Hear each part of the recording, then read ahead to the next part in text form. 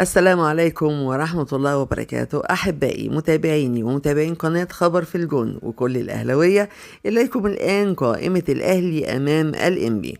سوف نجد في حراسة المرمى علي لطفي ومصطفى شوبير ومصطفى مخلوف، وكمان هنلاقي في الدفاع رامي ربيعة ومحمود متولي وياسر إبراهيم وعلي معلول وخالد عبد الفتاح ومحمد هاني.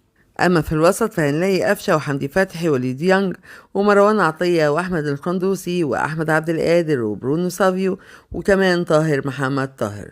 وفي الهجوم هنلاقي محمد شريف وشادي حسين وبريسي تاو. ولما نيجي نشوف اللاعبين المستبعدين من مباراة الأهلي أمام الإنبي هنلاقي أولهم محمد الشناوي بسبب شد في عضلة السمانة، ومحمود كهربا بسبب شد خفيف في الضمة.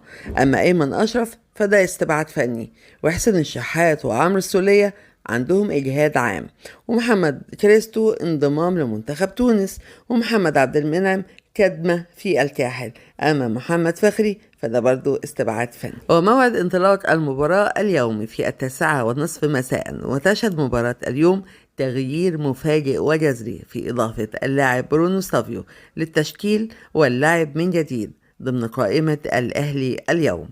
ولاني اتكلمت عن الخبر ده بالتفصيل في فيديو تاني، وكمان الفيديو بيتناول سيف زاهر واللي بيقولوا على مارسيل كولر وعلى كمان فريق الاهلي، فهسيب لكم اللينك بتاع الفيديو في اول تعليق مثبت، وكمان في صندوق الوصف للي حابب ان هو يشوف الفيديو يضغط على اللينك اللي في اول تعليق. وفي نهاية الفيديو يا ريت كلنا ندعي للاهلي ان هو يفوز وربنا ينصره دايما زي ما هو بيفرحنا باذن الله.